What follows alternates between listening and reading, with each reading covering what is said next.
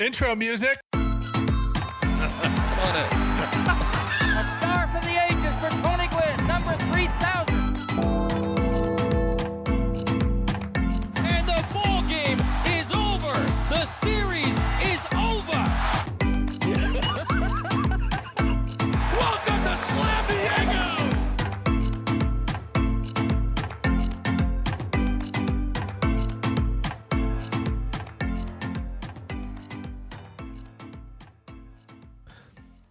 My name is Joey, My name is James. and this is the Brothers Padre. And in this week, Joey and I are going to talk about the last 9 games of the Padres. So until next week, go Padres. And there it is. Oh, doctor, you can hang a star on that, baby. We've recorded a lot of these upsetting podcasts this season. We have. We try. I want to be a fan that records 1 or 2 bad podcasts this season. I think we're on number 7 or 8. It feels like this is number 58 of this season. I can't remember the last 2 good podcasts. Yeah. The best podcast we had was after the Mexico series. Yeah. Oh yeah. Vibes were better, much better. But yeah, this has been a horrible stretch of games. 2-7. We only managed to win 1 against the Washington Nationals. We were swept by the Pirates, and we won 1 in Cincinnati. And the problems continue to be hitting. Our starting pitching's great. Our bullpen is still good. I mean, if There's some notable exceptions. there's some notable exceptions. Garcia needs to go. Yeah. Tim Hill needs to learn how to field his position. He does. He doesn't know how to field his position, and it's really awful to watch. He's a ground ball pitcher. And I know people, he gets so many people get hits. No, all of his hits are on the ground. And yet when he's on and, look, the balls are hit to infielders, he looks great. But sometimes they don't get hit to infielders. And yes, as a ground ball pitcher, it is your obligation to learn to field the ball. That's the way it is.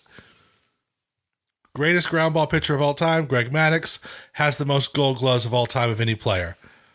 Enough said, done. All right. Learn to field. Tim, we love you. Come on our podcast. But it's hitting. It's continuing to be hitting. We can't situational hit. We can't string 3 hits together. And the thing is, we've out-hit our opponents most games. Yep. We just can't out-hit our opponents. We can get a single and a single. We just can't get a single and a double. Yep. Or a double and a double. We can't string together consistent hitting. How many times have we it seems like we always have a runner on. No, it's rough. Xander Bogaerts is 0 for 28 with runners on first and second this season. And it's just, and that's like an indicative of a larger problem, like you said. It's just we have people on, but we're not driving them in, and it's been the issue for months, and it doesn't seem to be being fixed. Doesn't seem that people are gonna switch it up, and it's I will say the last 5 games, at least the Padres look competitive near the end. Yes, but Still not getting the big hit. We're still not getting clutch hitting. Yeah. the other thing is we were playing in very hitter-friendly ballparks. Cincinnati is trying really hard to beat Colorado. Yeah. They've purposely built their stadium in a windy area where they can catch home runs easily. Cincinnati's now the second best hitter-friendly ballpark in the league. Yeah. Do you hear what they did with their infield? Yeah. They have a different type of infield than anybody else, so the ball bounces faster. Yeah. That's stupid. That's just that. Xander Bogaerts made an error, but the ball just had so much topspin on it because it bounced off this stupid grass. And I watched somebody break down on YouTube all these stupid. You type in Cincinnati Reds infield, and all these stupid plays come up with this ball. You hit it and it just skips. Will Myers, before the DFA this year, hit a ground ball and it must have been going 1,000 miles an hour. He hit it and it skipped twice and almost took, I think it was a Mets third baseman's head off. It was just nuts. Anyways, anyways. But like I said, you can't.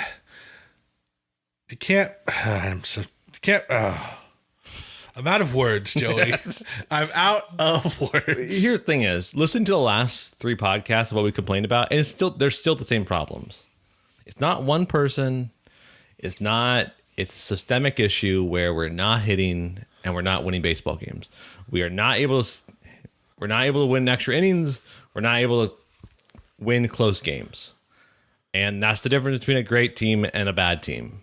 Because truthfully, it's like, you can every season go through rough patches, but if you're consistent, you'll win a lot of those games. And we just haven't been consistent. We just haven't. Like it's now come. We're 23 days away from the trade deadline.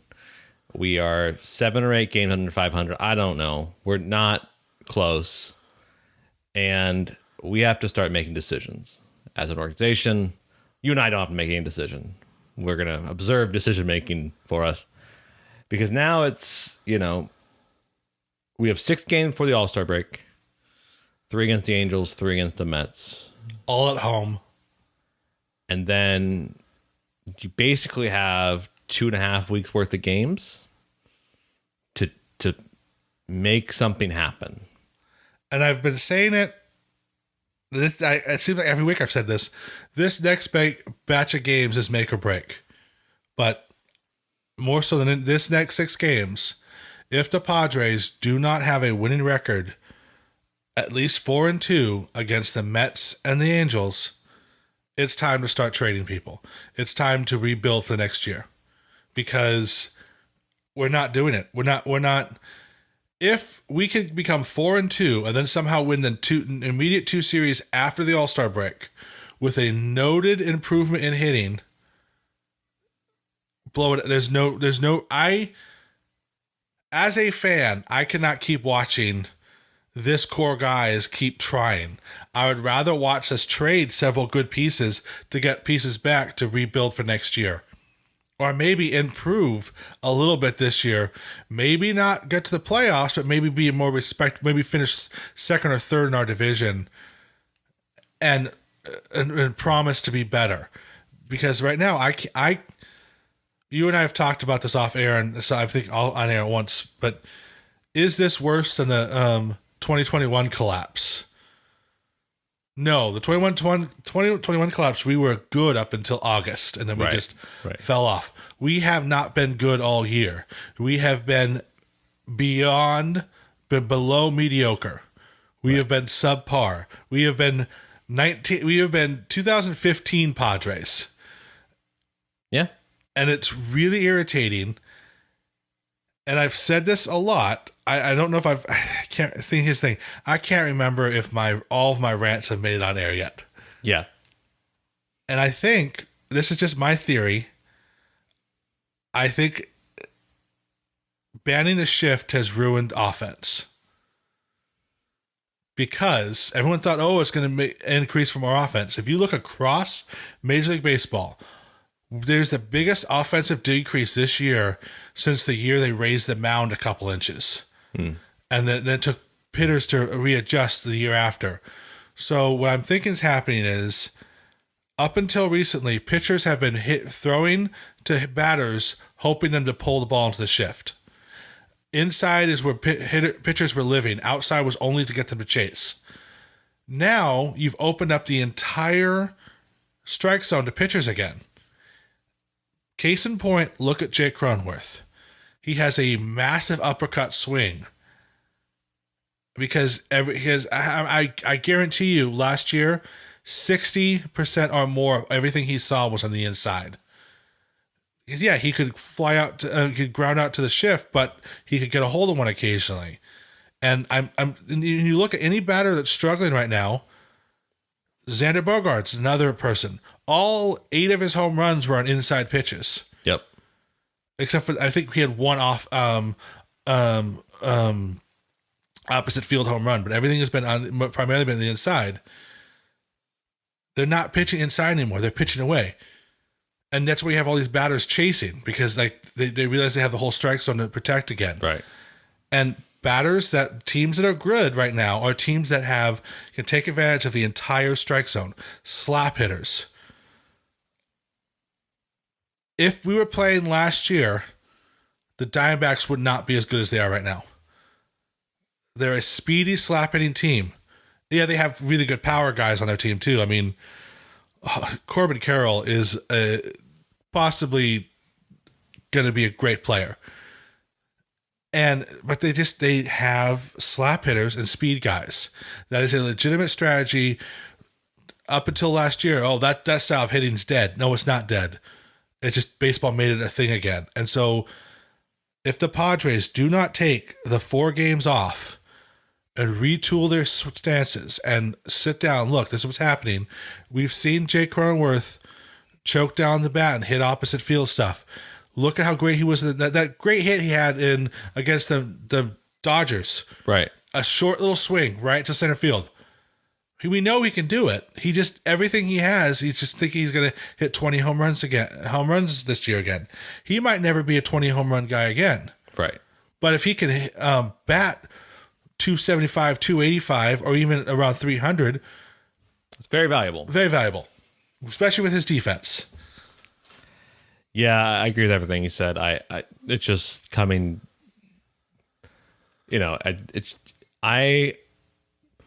I agree with you. I can't watch this team assume they're going to get better and do nothing about, and then not be better. And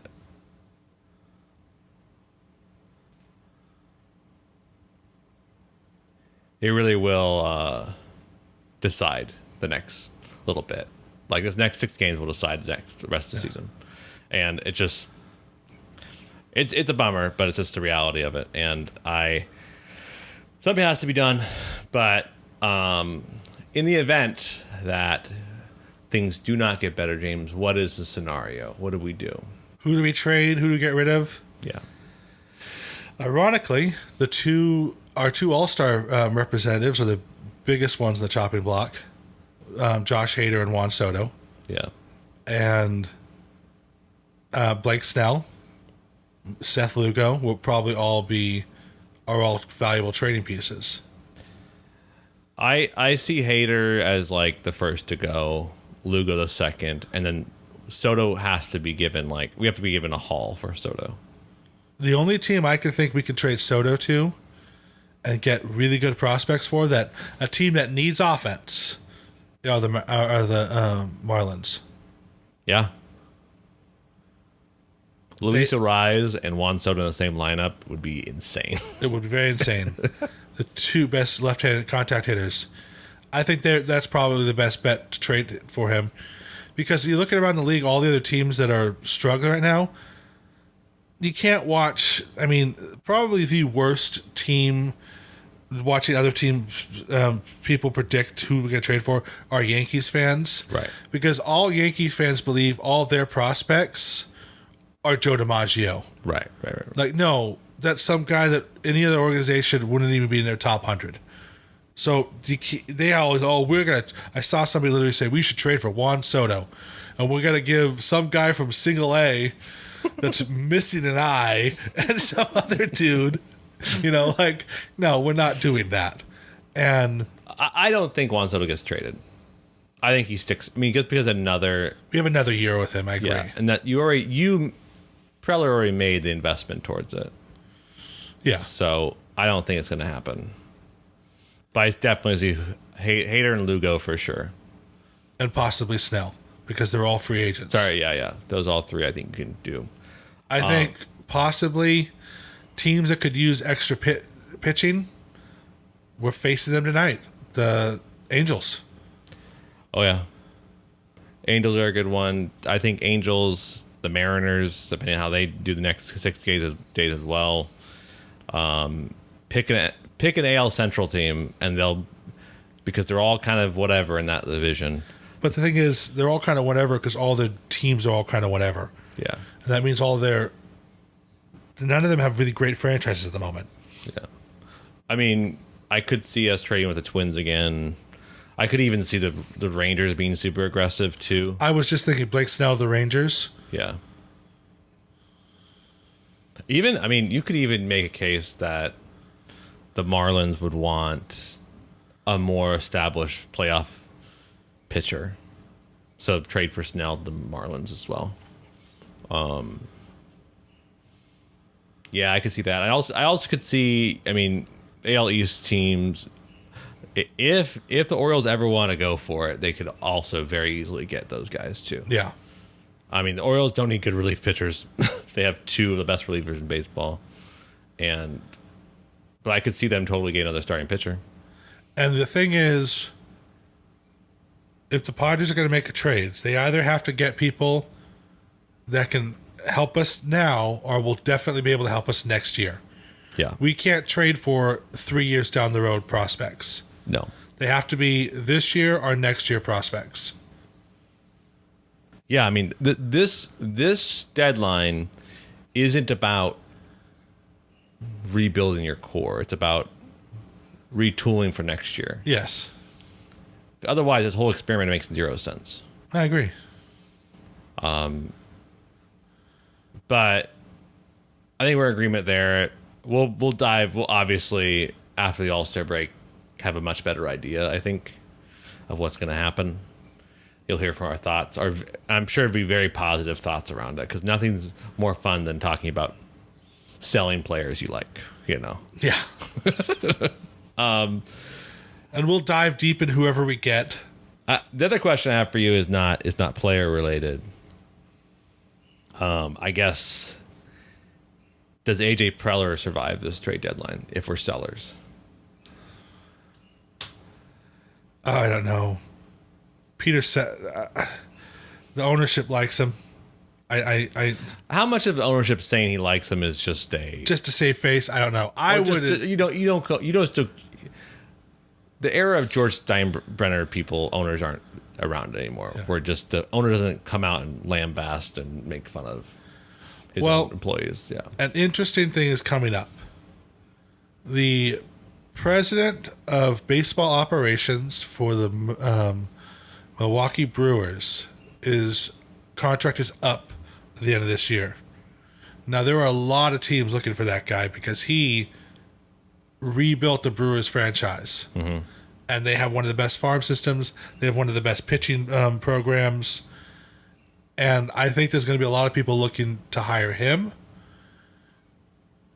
And there's somebody else there's a couple GMs that are good coming up for hiring. It's hard to say. I'm going to say this right now. Bob Melvin's job is safe. I hope so. Because I've seen Bob Melvin. He has tried everything he can. Like, why keep pitch hitting for people? Because the person he pitch hit for is not hitting. He was 0 for 3 that night. So maybe Carpenter could get a shot at it, you know? So that's why. Bob Melvin isn't swinging the bat. Exactly. Bob Melvin isn't pinch hitting Xander Bogaerts in the second inning, even though Xander Bogart has run on second and third. And Bob Melvin's like, hey, Xander, please pop out right now. Or please ground out to the left side right now. Like, that's not... Yeah. There's a real problem. The players are not executing. And you can make a case as management, but, like, man, you just don't be that. You don't win the manager that many times. You don't be basically a stabilizing force to get us in the playoffs last year and be like, you're not a good manager. I think, truthfully, there's a systemic operational issue that I think it's the mindset of the hitters. Their approach is geared for, again, you look at it's not, if it was just the Padres, I would be very concerned. The Mets suck right now. There are so many players across the board. All offensive numbers are down. Yeah, and pitching numbers are up because they've given pitchers the whole strike zone again. Yeah. And everyone thought this was going to be such a boom for offense. It has not been. It has been, and the teams that are doing well are the teams that have slap hitters, are young players that were playing in minor leagues where they didn't do a lot of shifts because they didn't have the same amount of stats. So they had to learn to slap hit. That's what I think. I think the mindset of baseball changed again, and the teams that can make that adjustment the fastest, the Braves obviously did that. Yeah. You know, the Diamondbacks, the Orioles, all have made this adjustment. The Angels have made this adjustment. Yeah. The Rangers, every team that's good right now, they're slapping the ball, they're hitting the ball where it's pitched, and if they lean into a home run occasionally, they lean into a home run occasionally. Yeah. Case in point, Fernando Tatis Jr. is still Fernando Tatis Jr. because he can hit the ball hard Everywhere. wherever it's pitched. Yeah. Manny Machado, the last 4 days, has seemed to be getting that way again. Right. But that's just it. You need to hit the ball where it's pitched. I agree. And go back to Bob Melvin. I'd be very disappointed if they fire him. I'd be very disappointed. I think he's a much better manager. He's probably the best manager outside of Bochy the Padres have ever had. I agree. Absolutely. And I think that it's a mistake to fire him because Preller. You and I have worked in the corporate world. You've had bosses that had bosses that had bosses. Imagine if your boss's boss let go his. Imagine if your boss got fired 4 times in 9 years. Yeah. Is it the position's fault or is the person above him's fault? You know, the 4th manager in 9 years, Preller, and to me, it's it's a you problem. It's a legit you problem. I agree. You've ran the gamut between a guy that's was from the old regime. You're like, whatever, I don't want him around, but black, to hey, you're gonna steward the rebuild with Andy Green, to oh, you're a young guy who has interesting ideas, Jace Tingler, to now an established veteran. What do you have left? Who's the next guy? AJ. Who's the guy? Who doesn't fit in that gamut? Exactly. I agree. It's just what's the type you're looking for? And maybe, I don't know. Maybe you need someone who's a lot more aggressive, who can whip players into shape. I don't know. Like a Brendan Hyde type from the Orioles. But truthfully, I don't think that's true. I think it's just like I said, systemic issue, and I would be very disappointed if he gets fired. And because the Padres haven't had these problems just because they have Melvin. Yeah. Oh, yeah. 2021 collapse, Jace Tingler was in charge. Yes. The 2019 collapse, yeah, Andy Green was in charge. Yeah. And they were all the same thing. All of a sudden, the Padres were struggling. They weren't getting right information. So, yeah, I think it's AJ Preller. It's also Preller's been a GM for 9 years, and he's only gone to playoffs twice. And I don't know. That's pretty pathetic. It's pretty bad. Yeah, it is. And you're I understand he's this prospect savant, and he just kills it. But I don't. That's what I'm saying. So, say we hire the guy from the Brewers, or even the guy, the assistant GM from the Orioles. Exactly. You don't fire Preller. You fire Melvin. No. You retool Preller. Okay. He isn't the main guy in charge anymore. Because Preller does have skills. Yeah. He is like you said, he's a prospect savant. Right. So like I said, he doesn't have to leave the organization. We can still take advantage of what he can do, but just maybe not everything. Man, oh man. Well, let's talk about happier things before we leave. Happy Bobby Bonilla Day. We passed. Yeah, it's my favorite day of all time. July 1st, Bobby Bonilla Day. It came and went. I didn't get your present this year. I'm sorry. It's okay. I usually get your present, but I was so enraged by the Padres, I forgot to buy you a Bobby Bonilla card. Yeah, and Bobby Bonilla Day is not going to be the biggest day coming forward. Are you aware of the impending Mookie Betts Day? Yeah, from the Red Sox. So from the Dodgers. The Dodgers deferred Mookie Betts' contract. So from 2033 to 2044, which is not as long as Bobby Bonilla, but it starts out at $8 million a year and it goes up to $14 million a year. Wow. So that's pretty fun. But you have to always have to give it to the original. Yeah. But I did see an interesting stat today. I actually was on Bible Nia Day on July 1st. July 1st, 1985. Bruce Bochy hit a walk-off 2-run home run to beat the Houston Astros. Do you know who he hit that walk-off home run off of? My knowledge of 80s Astro pitchers starts and ends with Nolan Ryan. So I'm going to say Nolan Ryan. It was, in fact, Nolan Ryan. Out of all 222 complete games Nolan Ryan pitched, only one of them did he ever give up a walk-off home run to. And that was to our Bruce Bochy. So here's, as we're walking down old baseball memory lanes, do you think we see someone like Nolan Ryan again or someone like Ricky Henderson again in the modern game? So the real context, you aren't aware, Nolan Ryan had never had a pitch limit. He would throw 200 plus pitches a game.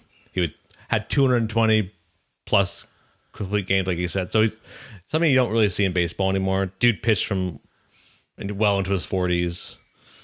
And then Ricky Henderson was obviously tons and tons of stolen bases. 1,461 stolen bases. Yeah. The thing is with Ricky Henderson, the next closest is 900 stolen bases. Right. You have to be healthy for a 21-year career and steal. And he averaged 34 steals a year for 21 years. Yeah.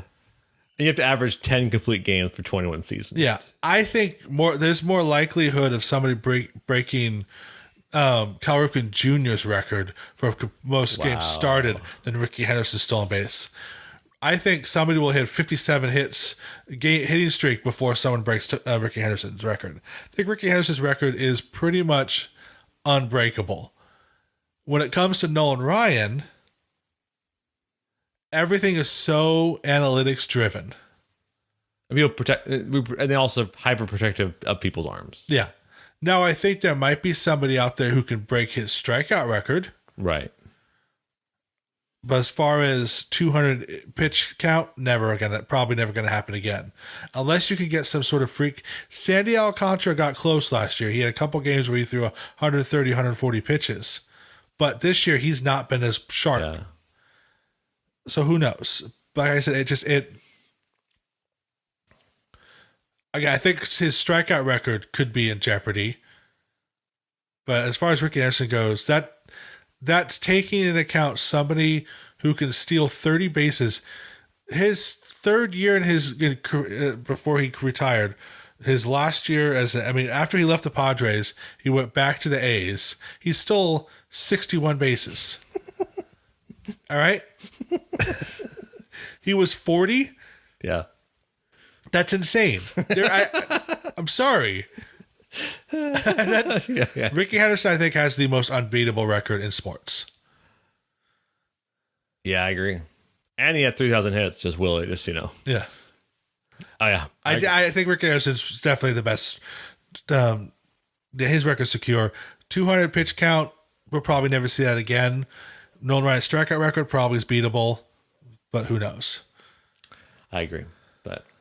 Well, James, that was fun. And next time, we're going to be talking about the All-Star game. And we're going to have our 6-0 record the Padres had in the last 6 games. And we're going to have our traditional All-Star game matchup where we match up our own All-Stars of past. I'm excited. Yeah. I don't know. I don't know how the Derby is going to go. I think I wish they'd have new people. It's always the same people. It's like I think the Derby should be changed up. I think you should just have like half brand new people and half old people. I'm kind of over the home run derby. Yeah. Honestly, it's fun to watch, but I don't know. I'm kind of over it just because they prop it up like they have all the extra flashy lights and stuff like that. They should, anyways. But here's a question for you. Do you think, what do you think about Tatis being snubbed for the All-Star break? I mean, just a further part of his punishment. I think so. But also, like, the players are just as stupid as the fans are. Like, Vlad Guerrero Jr. is in it. And, like, I like him as a player, but he's like 400th in WAR this year in all Major League Baseball. He hasn't been hitting that well. Like, he hasn't been doing that good. And so, but they see Vlad Jr. Oh, he must be good. You know, imagine a National League who never faced him. Like, oh, I bet he's still good, right? Yeah. And then you see Tatis Jr. like, oh, screw that guy. Just don't vote for him, right? Yeah. I think that's what happened. So he could still jump in. I think he's on like the short list of reserves. Probably. Because he's still an all-star caliber player. Easy. Yeah. But, you know, the voting thing is weird because it's like the fans can be stupid because way too many the Braves fans showed up and got every single Brave basically selected for the All-Star game, and then the players are just as unaware as some fans. So yeah, maybe. Anyways, it's going to be a fun All-Star game. Yep, it should be fun. I hope that Ohtani pitches again and hits the first inning. That'd be fun. That's always. I mean, you know, we're going to face Ohtani this series, which I didn't really talk about, but he's currently on a pace to break Aaron Judge's home run record, which is insanity. It's absolutely insane. Absolutely insanity. But okay, James.